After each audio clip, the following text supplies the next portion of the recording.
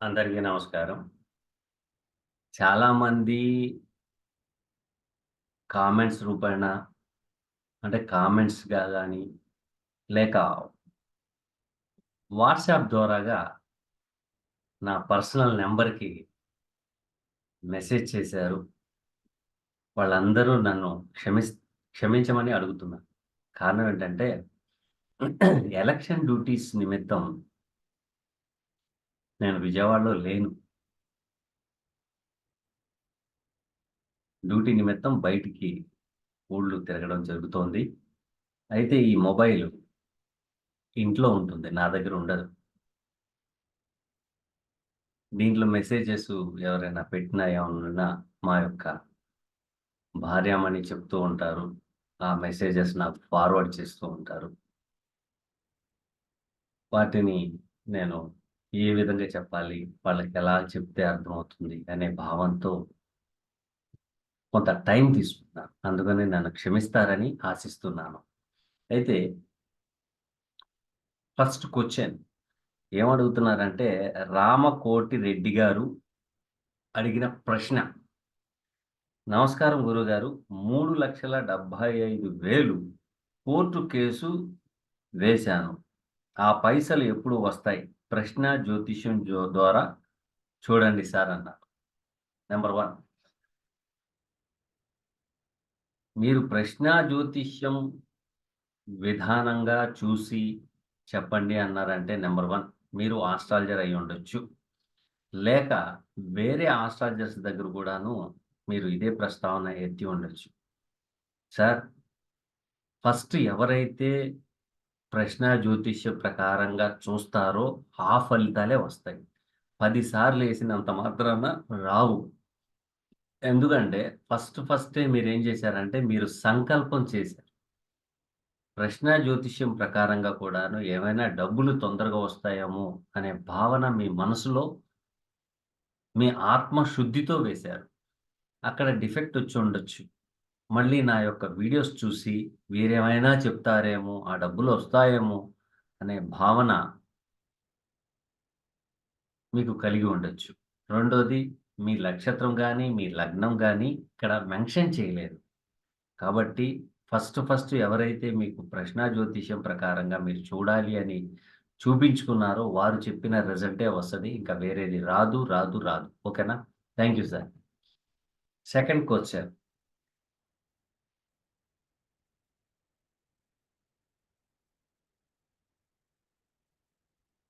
ఉదయ్ గారు మీరేమడిగారంటే అస్తంగతా దోషం. దోషం అనేది మాత్రమే రాశారు. దోషం అనేది మాత్రమే రాశారు. మిగతా మ్యాటర్ ఏమీ రాయలేదు. ఏమీ రాయనప్పుడు నేనేం చెప్పగలను? ఓకేనా? Thank you sir. Next question user అని వచ్చింది. వారేమడుగుతున్నారంటే, "సూపర్‌గా చెప్తున్నారు సార్" అనన్నారు. Thank you. రెండోది కూడాను "చాలా బాగా చెప్తున్నారు గురుగారు" అన్నారు. సార్ నేను బాగా చెప్పడం కాదు. నేను బాగా చెప్పడం కాదు. ఈ శాస్త్రాన్ని అందించిన ఆ మహనీయ మహర్షి బృందానికే ఆ ఘనత దక్కాలి. ఎందుకంటే, వారు రాసిన పుస్తకాలు, వారు రాసిన శాస్త్రాలని, ఆ పరిజ్ఞానం నా దాకా వచ్చింది. నేను చెప్పడం వలన మీకు ఫలితాలొస్తున్నాయని అనుకోవడం చాలా తప్పు. చాలా తప్పు. చాలామంది కూడాను నా వీడియోస్ చూసి వాళ్ళు లాభం పొందిన వాళ్ళు, వాళ్ళకి మేలు జరుగుతదని ఫోను చేసి అపాయింట్‌మెంట్ తీసుకొని చెప్పుకున్న వాళ్ళు ఎవరైనా సరే, దయచేసి నేను చెప్పడం వల్ల జరుగుతుంది అని మీరనుకోవద్దు. అది మహనీయ బృందం మనకి ఇచ్చిన శాస్త్ర పరిజ్ఞానం అది. అంతేగాని ఆ ఘనత ఎవరికి దక్కాలి? వారికి దక్కాలి. ఒకవేళ నేను చెప్పిన ప్రిడిక్షన్ రాంగ్ అయితే ఆ తప్పు నాది. నా పరిజ్ఞాన లోపం. దాంట్లో ఎయ్యాల్సిన కాలిక్యులేషన్స్ సరిగ్గా వేసి ఉండకపోవచ్చు.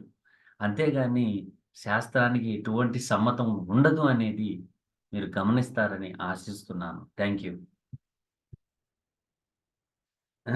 నెక్స్ట్ క్వెషన్ 2 డేస్ అయ్యింది. కృష్ణ సుధా గారు. వారు ఏమడుగుతున్నారంటే కృష్ణ సుధా గారు, గురువుగారు నమస్కారం. నమస్తే అమ్మా. తర్వాత మా ఫ్రెండ్ వాళ్ళకి ఒక అబ్బాయి, ఆ అబ్బాయి లగ్నం సింహ లగ్నం. ఈ అబ్బాయికి లవ్ మ్యారేజ్ ఉందా? కొన్ని గొడవలు అవుతున్నాయి. అమ్మాయి వాళ్ళు ఒప్పుకొని చేస్తారా? అబ్బాయిది సింహ లగ్నం.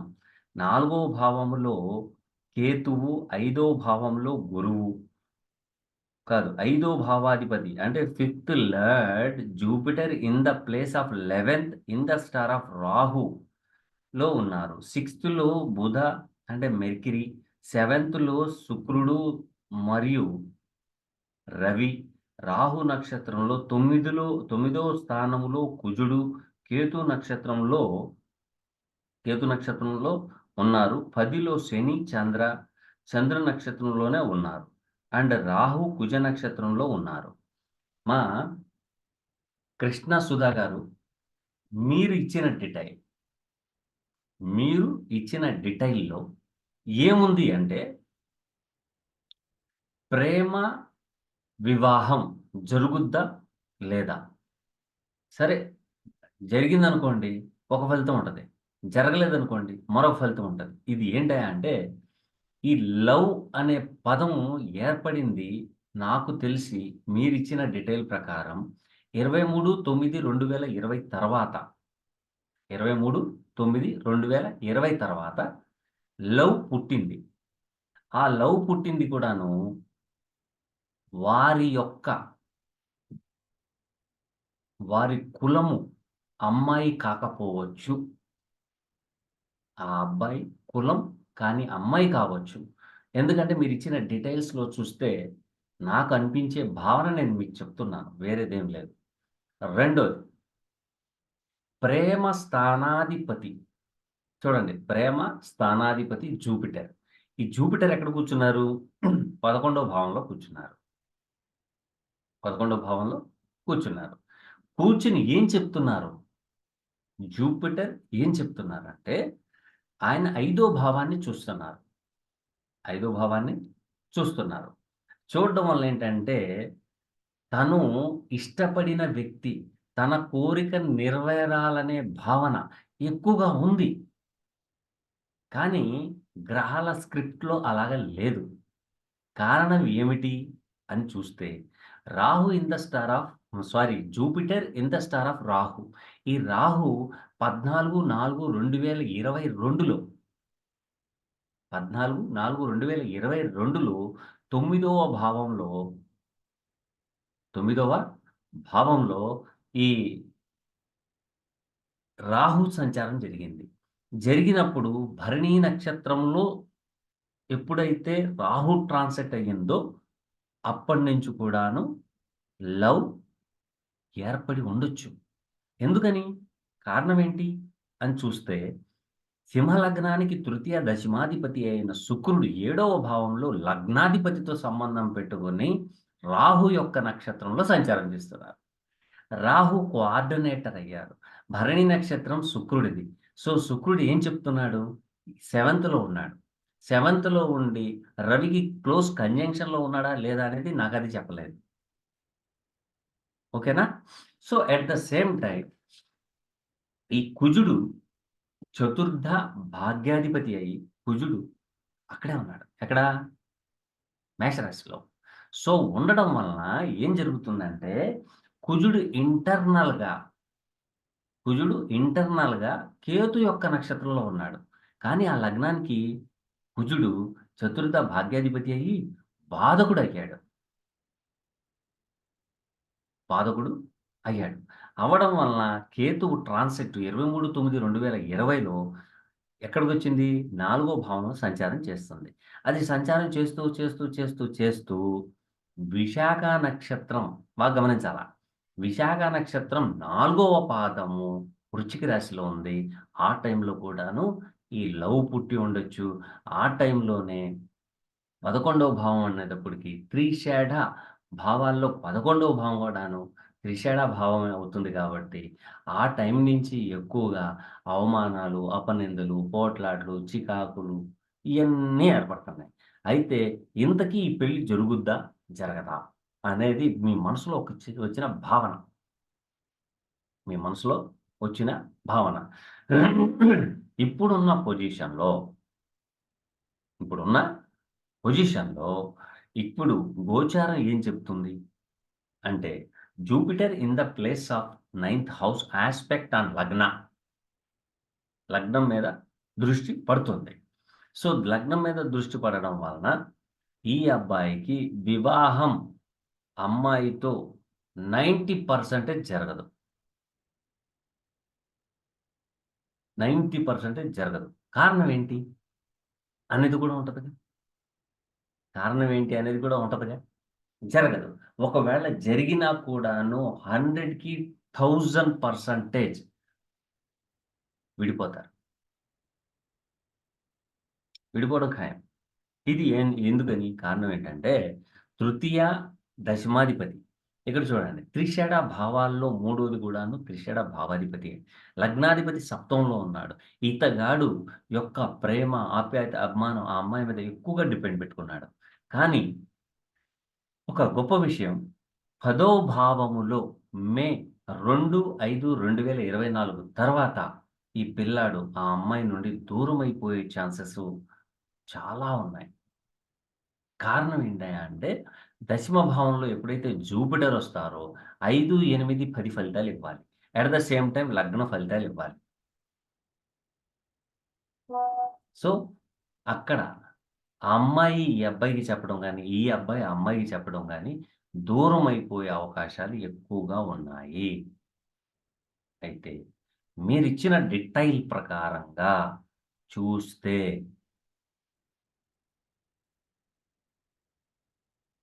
ఆ అమ్మాయి యొక్క జీన్స్ మన అబ్బాయి యొక్క జీన్సు ఏకీభవించడం లేదు. ఏకీభవించడం లేదు. ఎందుకంటే చతుర్థాధిపతి అయిన కుజుడు కేతు నక్షత్రంలో ఉండి, ఆ కేతు చతుర్థ భావంలో ఉంది. కాబట్టి తల్లి తరపున 2 వివాహాలు గాని, మృత శిశువు జననం గాని, అకాల మృత్యు గాని, లేక అబార్షన్స్ గాని జరుగుంటాయి కనుక్కోండి. దాని మూలంగా వాళ్ళకి సర్పదోషం ఉంది. సో, ఇక్కడేంటయ్యా అంటే వివాహం చేసుకున్నా తలకాయ నొప్పిగానే ఉంది. చేసుకోకపోయినా తలకాయ నొప్పిగానే ఉంది. అంతగా ప్రేమించిన వాడు వదులుకున్నాడంటే ఎంత ఇబ్బందిగా ఉంటది. స్వచ్ఛంగా ప్రేమిస్తారు. ఈ ప్రేమికుల దగ్గరున్న మహా తలకాయ నొప్పి ఏంటయ్యా అంటే 100కి 100 మంది ప్రేమిస్తారు. 50 మంది దూరమైపోతారు. విడిపోతారు. మధ్యలోనే తెగిపోతుంది. మరికొంతమంది 25% మంది పెళ్లి చేసుకొని విడాకులయి తీసేసుకుంటారు. ఇంకా మిగిలింది ఎవరండి? ఇంకొక 25%. ఈ 25% గూడాను దాంట్లో గూడాను ఎలాగున్నాయంటే 15% లవ్ చేసుకొని, గొడవాడుకొని వేరువేరుగా జీవిస్తారు. వేరువేరుగా జీవిస్తారు. ఇంకో 10% ఉంది. వీళ్ళు హ్యాపీగా ఉంటారు. కారణం ఏంటంటే వాళ్ళ తల్లిదండ్రులు చేసిన పుణ్యకార్యాలే గాని, ఆ జాతకుడు లేక జాతకురాలు చేసుకున్న పుణ్యమే గాని, గత జన్మలో తన నుండి దూరమైపోయిన వ్యక్తి అని గాని, వాళ్ళు వివాహం చేసుకున్న తర్వాత సర్దుకుపోతారు. నేనిష్టపడే గదా పెళ్లి చేసుకుంది అని అమ్మాయి. అవతల పక్కన నేనిష్టపడే గదా పెళ్లి చేసుకున్నది. అటు వాళ్ళ తల్లిదండ్రులను ఇడిచిపెట్టి వచ్చింది గదా! అనే భావన. ఈ అమ్మాయి కూడాను నన్ను కాదనుకుని వెళ్ళలేదు గదా! నేనే కావాలని తల్లిదండ్రులని దూరం చేసుకొనైనా సరే, నన్ను ప్రేమించి పెళ్లి చేసుకున్నాడు కాబట్టి, ఖచ్చితంగా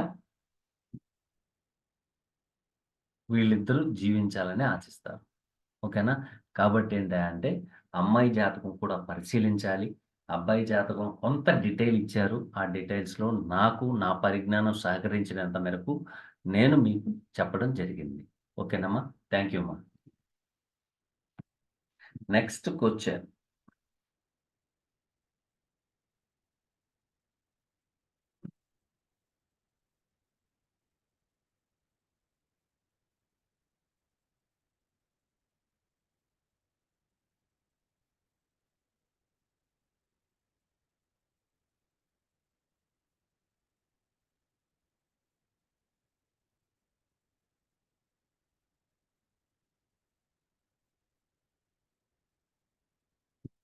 పిల్లేశ్వరరావు గారు మరొక క్వెషన్ మనకిచ్చారు.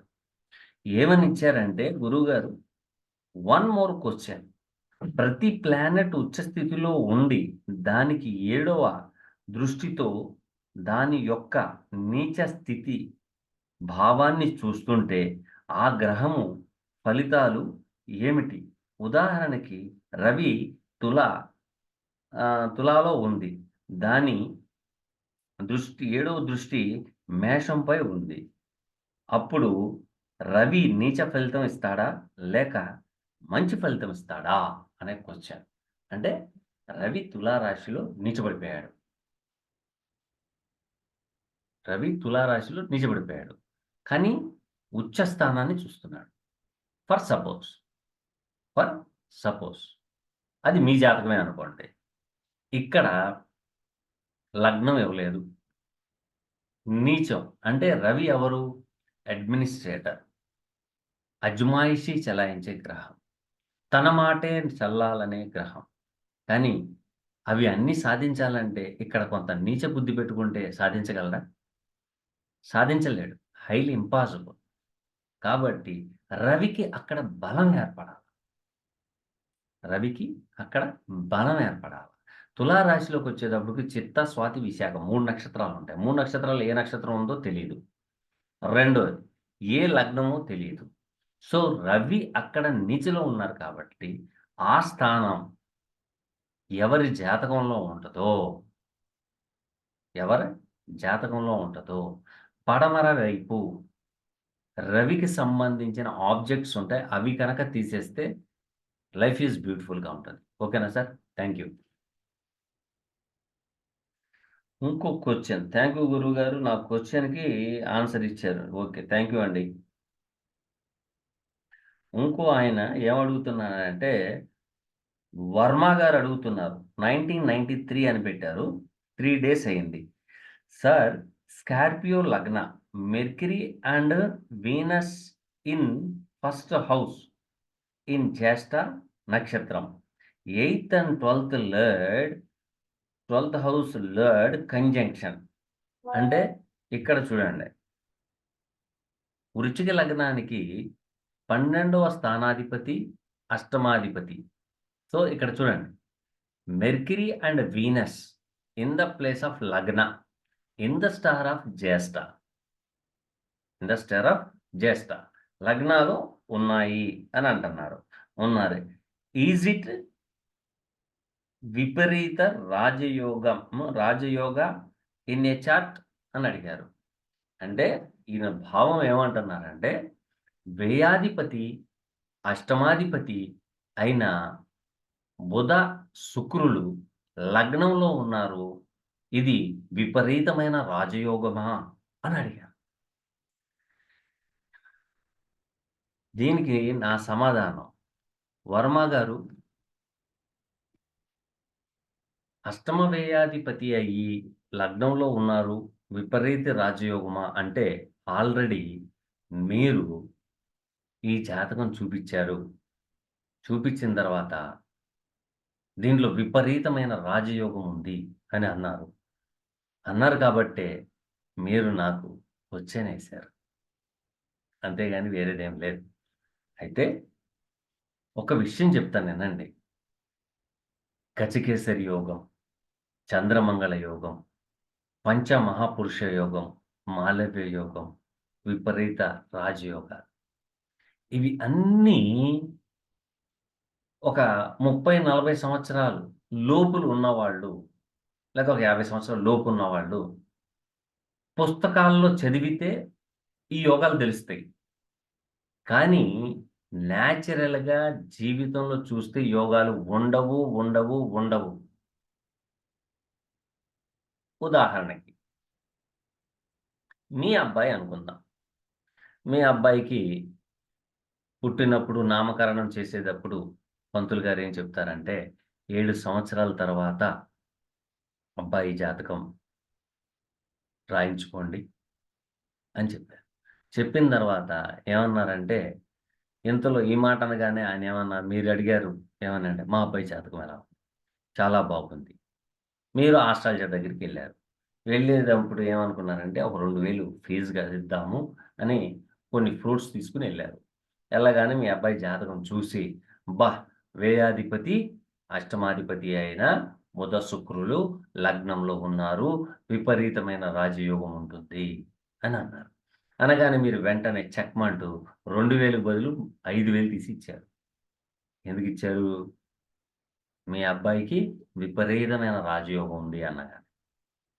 పుస్తకంలో చదివితే రాజయోగాలు కనపడతాయి. జీవితంలో కనపడవు. కారణం ఏంటంటే, పరాశర మహర్షి గారు రచించిన తాళపత్ర గ్రంథంలో ఉన్న విషయాన్ని ఏమంటే, ఈ ఈ గ్రహాలు యుతిలో చెప్పే పాయింట్ కరెక్ట్‌గా వినండి. యుతిలో క్లోజ్ కంజంక్షన్‌లో కనుక ఉంటే యోగం ఉంటుంది. కానీ అంటే కింద గమనిక అని ఉంటది. కానీ ఈ విపరీతమైన రాజయోగం అనుభవించాలి అంటే, ఈ యాక్టివిటీస్‌లో ఈ విధానంగా ఉంటే విపరీతమైన రాజయోగం వస్తుంది అని ఉంటది. దాని సంగతి వదిలేస్తారు. వదిలేసి పైనున్న మ్యాటరు విపరీతమైన రాజయోగం. ఇలాగే మా దగ్గర జ్యోతిష్యం నేర్చుకునే ఒక స్టూడెంట్ గారి దాంట్లో గజకేసరి యోగం ఉంది. ఆయనడిగాడు, "సార్ గజకేసరి యోగం ఉన్న వాళ్ళ జీవితం ఎలా ఉంటదండి" అంటే, నేనైతే నానా బాధలు పడతారండి అన్నా. గజకేసరి యోగం ఏంటి? నానా బాధలు పడడం ఏంటి? అనేది డౌటొచ్చిందాయనకి. నేర్చుకుంటున్నారు కదా! సో, అక్కడ గజకేసరి యోగం అనేది ఎలా పట్టింది అనేది కావాలి. గజకేసరి యోగం రావాలంటే మీరు సింహాసనం మీద డైరెక్ట్‌గా ఎళ్లి కూర్చుందామంటే ఒప్పుకోవు. ఈ యోగాలు నేను చెప్పే ఏ యోగాలు కూడాను డైరెక్ట్‌గా ఎళ్లి సింహాసనం మీద కూర్చోనంటే కూర్చోనివ్వవు. ఎందుకని? అంటే ఉన్న ఒక సీక్రెట్ చెప్తాను బాగా గుర్తుపెట్టుకోండి. చంద్రమంగళ యోగం గాని, గజకేసరి యోగం గాని, మాలవ్య యోగం గాని, విపరీత రాజయోగం గాని, లేకపోతే పంచపరుష మహాయోగం గాని ఏది ఉండినా కూడాను మనకు ఉన్న 9 గ్రహాలలో ఏ లగ్నానికైనా కూడాను శని అనుకూలించకపోతే ఈ యోగాలు ఏవి రావు. ఏమి రావు. మీరు ఎంతైనా బుడగలాడండి. రావు. ఎందుకంటే శని సనాతన ధర్మానికి కారకత్వం వహించేది. శని అనుభవానికి కారకత్వం వహించేది. మీరు ఉదాహరణకి బీటెక్ చదివాడు అబ్బాయి. బీటెక్ ఒక అబ్బాయి చదివాడు. జాబ్‌కెళ్ళాడు. వచ్చేసింది జాబ్. ఆయన జీవితం ఒక విధంగా ఉంది. బీటెక్ చదివాడు ఇంకో అబ్బాయి. వాడేం జేశాడంటే, ఇంటికాడ ఉండి ఒక 6 మాసాలు, 8 మాసాలు ఇంటికాడ ఉండి రెస్ట్ తీసుకున్న తర్వాత ఉద్యోగానికెళ్దాంలే అనుకున్నాడు. ఓకేనా? 6 మాసాల తర్వాత ఇంటర్వ్యూకెళ్ళాడు.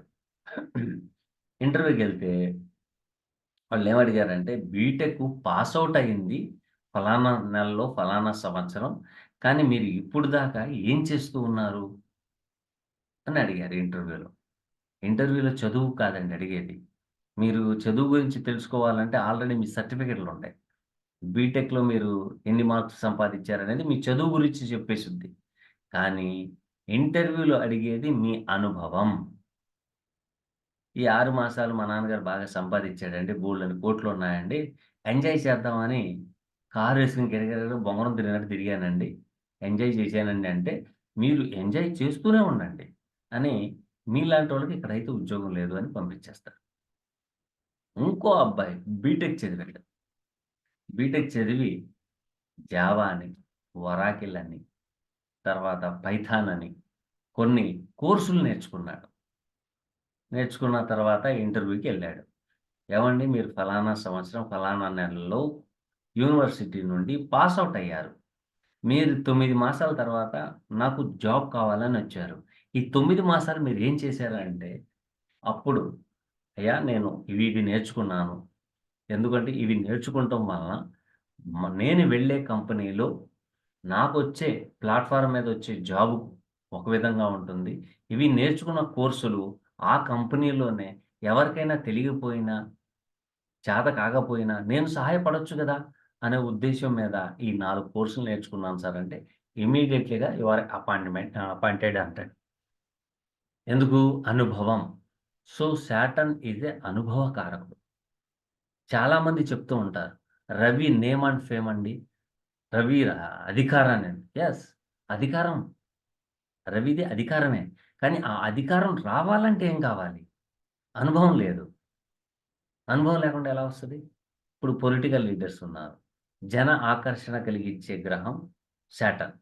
ప్రతి గల్లీ తిరిగి, ప్రతి ఇంటి దగ్గరికెళ్ళి మొత్తం తన యొక్క ఏరియాలో ఎమ్మెల్యే అయినా, ఎంపీ అయినా, లేదా కార్పొరేటర్ అయినా, ఆఖరికి ఈ వాలంటీర్ అయినా కూడాను తిరగాల. అంటే తిరిగితే జనాలకి తెలుస్తది. ఆ తిరగడం వలన శారీరకంగా కష్టమొస్తది. ఏ ఇంట్లో ఏం జరుగుతుంది? ఎలా జరుగుతుంది? ఏం చేయాలి? ఎలా చేయాలి? ఏ విధంగా డెవలప్ చేయాలి అనేది వాళ్ళు ఒక రిపోర్ట్ ఇవ్వాలి. అప్పుడు రిపోర్ట్ ఇచ్చినప్పుడు ఈ వాలంటీర్ అయినా, ఎమ్మెల్యే, ఎంపీలు ఎవరైనా సరే తిరిగినప్పుడు జనాలకి గుర్తుపడతారు. జనాలు అతన్ని గుర్తుపడతాడు. అతడు జనాల్ని గుర్తుపడతాడు. డైరెక్ట్‌గా ఎళ్లి "అయ్యా నాకు ఈ ప్రాబ్లమ్ ఉంది. లేతే మాకు కుళాయిలు రావట్లేదు. లేతే రోడ్డు బాగోలేదు. డస్ట్ బిన్స్ లేవు. లేతే లైట్లు ఎలగట్లేదు" అని చెప్పగానే వెంటనే చేస్తారు. చేసినప్పుడు జనాల మనసుల్లో మా ఎమ్మెల్యే, ఎంపీ, సీఎం ఎవరైనా కూడా పర్వాలేదండి చేస్తారని అనే భావన కలగాలంటే ఇక్కడ most important planet Saturn. Saturn జన ఆకర్షణ, కష్టపడే తత్వం ఉంటుంది. నెమ్మదిగా మీకు సింహాసనం ఎక్కనిస్తది. ఎప్పుడైతే శని సింహాసనం ఎక్కిచ్చారు అంటే దింపరు. అది ఎప్పుడు దింపుతారు? మీరు చేయవలసిన కర్తవ్యం ఎప్పుడైతే మీరు చెయ్యరో మిమ్మల్ని కిందకు తోసేస్తాడాయన. శని ఇచ్చే యోగాలను ఆపగలిగే శక్తి ఏ గ్రహానికి లేదు. అదే ఏదైనా గ్రహం ఇచ్చే యోగం ఇచ్చే గ్రహాన్ని శని అడ్డుపడితే ఎట్టి పరిస్థితుల్లో మీకు యోగం రాదు. కాబట్టి ఈ విపరీతమైన రాజయోగం, చంద్రమంగళ యోగం, గజకేసరి యోగం ఏంటియి? ఉంటాయి. కానీ అవి సాధించుకోవాలంటే మీరు ఎంత నెట్‌వర్క్ చేయాలి? ఎంత కష్టపడాలి? ఎంత అనుభవం పెంచుకోవాలి? అవి ఉంటేనే వస్తాయి. అయితే ఫైనల్ నా యొక్క విషయం ఏంటయ్యా అంటే, ఆ అబ్బాయికి ఎంతైతే కోరికలు ఉంటాయో, ఎన్ని కోరికలు మనసులో ఉంటాయో, ఆ కోరికల్ని పట్టుకొని ఎంతకాలం నడుస్తాడో ఆయన జీవితంలో విపరీత రాజయోగం రాదు, రాదు, రాదు. ఇట్ ఈస్ 100కి 1000% కరెక్ట్. ఒకవేళ చూడండి ఒక 2 సంవత్సరాలు, 3 సంవత్సరాలు విపరీతమైన రాజయోగం పడితే మీరు చెప్పింది తప్పు అనండి. ఒకవేళ పట్టకపోతే వెంటనే కన్సల్ట్ చేయండి నేను చెప్తాను. దానికి రెమెడీ. ఓకేనా? Thank you. Thank you. Thank you. Thank you very much అండి. నెక్స్ట్ క్వెషన్ ఇక్కడ ఏమంటున్నారంటే, తణుకు నుండి, తణుకు నుండి భవనేశ్వరి గారు అడుగుతున్నారు క్వెషన్. ఏమని అడుగుతున్నారంటే, యూట్యూబ్‌లో పలు రకాలుగా వాస్తు, జ్యోతిష్య విషయాలు చెప్తున్నారు. మీరు కూడా చెప్తున్నారు. మీ వీడియోస్ మేము ఫాలో అయ్యాము. అవి చాలా వరకు వాస్తవాలకి చాలా దగ్గరగా ఉన్నాయి అని అడిగారు. చాలా థాంక్స్ మా! అది నా గొప్పతనం కాదు అని మరొకసారి మీకు తెలియపరుస్తున్నాను. అయితే ఈ మేడం గారికి గత 2 డేస్ బ్యాక్ నేనే కాల్ చేశాను. అది ఎంతవరకు కరెక్ట్ ఏంటని. వారి యొక్క date of birth, time, place తీసుకొని అది జాతక పరిశీలన చేశాము. చేసిన తర్వాత వారికడిగిన ప్రశ్నలేంటంటే, "మేడం గారు మీకు తూర్పు ఈశాన్యం, తూర్పు ఈశాన్యం వైపు మనీ ప్లాంట్ గాని, లేక లక్ష్మి తులసి కోట గాని, లేక మీరు నివసిస్తున్న అపార్ట్‌మెంట్ మొత్తం మీద తూర్పు ఈశాన్యంలో గ్రీనరీ గాని, లేకపోతే ఏమన్నా చెట్టు గాని ఉందా అని అడిగా. అడిగితే మనీ ప్లాంట్ ఉందండి అన్నారు. ఈ మనీ ప్లాంట్, ఈ మనీ ప్లాంట్ పెట్టింది మీరు దాదాపు 2020 నుంచి పెట్టడం మొదలయ్యింది. అప్పటినుంచి మీకు నరాల బలహీనత, చేతుల్లో పట్టుత్వం ఏమన్నా తగ్గిందా? లేపోతే థైరాయిడ్ ప్రాబ్లమ్ ఏమన్నా వచ్చిందా? అని అడిగాను. తల తిరిగినట్టు థైరాయిడ్ ప్రాబ్లమ్ వచ్చిందండి అని మొత్తం చెప్పుకుంటూ వచ్చారు. వారి ఇల్లు చూడలా. వారు ఎవరో మనకు తెలీదు. కానీ ఇక్కడున్న ప్లానెటరీ పొజిషన్, ఎందుకంటే ఆ లగ్నానికి బుధుడు యోగకారకుడు కాదు. ఆయన ఈస్ట్ కార్నర్‌లో ఉన్నాడు జాతకరీత్యా. ఉండడం వలన పుట్టినప్పుడు అక్కడున్నాడంటే తను ఏం చెప్తున్నాడు? మెర్క్యూరీ మేడం గారికి ఏం చెప్తున్నాడు? మీరు పుట్టిన సమయంలో తూర్పు ఈశాన్యంలో నేను ఉన్నాను. నేను నా యొక్క మహాదశ, అంతర్దశ, విదశ, సూక్ష్మ దశల్లో నేను మీకు ఆపరేట్ చేస్తాను. ఏం ఆపరేట్ చేస్తావయ్యా అంటే, ఈ నరాలకు సంబంధించిన రుగ్మత ఇచ్చి హాస్పిటలైజేషన్ చేస్తాను అని అంటున్నాడాయన. అప్పుడు మనం ఆ గ్రీనరీని తీసేసామనుకోండి, హాస్పిటలైజేషన్ ఉండదుగా? చెప్పండి. ఉండదు. అంటే ఇవి అన్నీ ఆ మేడం గారు ఖచ్చితంగా ఒప్పుకున్నారు. మీరు చెప్పింది 100కి 100% అంటే దీన్ని బట్టి వాస్తు ఉండినట్టేగా? ఉన్నది. కానీ మీకు వాస్తు అనేది శాస్త్రంగా ఉద్భవించింది ఆస్ట్రాలజీ నుండే. ఆ సంగతి మీరు గుర్తుపెట్టుకోవాలి. ఎందుకంటే తూర్పు, పడమర, ఉత్తరం, దక్షిణం, ఈశాన్యం, ఆగ్నేయం, నైరుతి, వాయువ్యం ఇవి తెలిసిన వాళ్ళందరూ వాస్తు తెలిసిందని అనుకోవడం చాలా తప్పు. ఎందుకంటే మీరు పుట్టినప్పుడే ఒక ప్లానెటరీ పొజిషన్ ఉంటుంది. ఆ ప్లానెటరీ పొజిషను మీకు ఏ దిశ, ఎటువైపుకి, ఎక్కడ ఉండాలో అది నిర్ధారణ చేస్తది. ఒకవేళ అవి ఉన్న ప్లేసుల్లో, ఆబ్జెక్ట్స్‌లో కనుక మనం ఏమైనా తేడా చేస్తే అది ఇంట్లో అయినా సరే ఒక్కొక్కసారి మంచి పెయింట్స్ పీకేసి ఇంకో వేరే పెయింట్ ఏత్తారు. ఏసిన తర్వాత ఆ పెయింట్‌కున్న కలర్ వైబ్రేషన్ మూలంగా ఆ ఇంట్లో ఉన్న వాళ్ళకి మానసికంగా గానీ, శారీరకంగా గానీ, వెల్త్ పరంగా గానీ, ఎడ్యుకేషన్ పరంగా గానీ, సంతానం కలగే విషయంలో గానీ అన్నిట్లో ప్రాబ్లమ్స్ క్రియేట్ అవుతాయి. ఇది మాత్రం 100కి 100% వాస్తవం. కాబట్టి ప్రతి ఒక్కళ్ళు మీకు తెలిసిన మీకు తెలిసిన జ్యోతిష్యుల వారి దగ్గర గాని, లేక సిద్ధాంతుల వారి దగ్గర గాని వెళ్లి సంప్రదించండి. మీ ప్రాబ్లమ్‌కి ఒక సొల్యూషన్ దొరికేటట్టుగా వెతకండి. దొరుకుతుంది. ఓకేనండి. Thank you. Thank you. Thank you very much.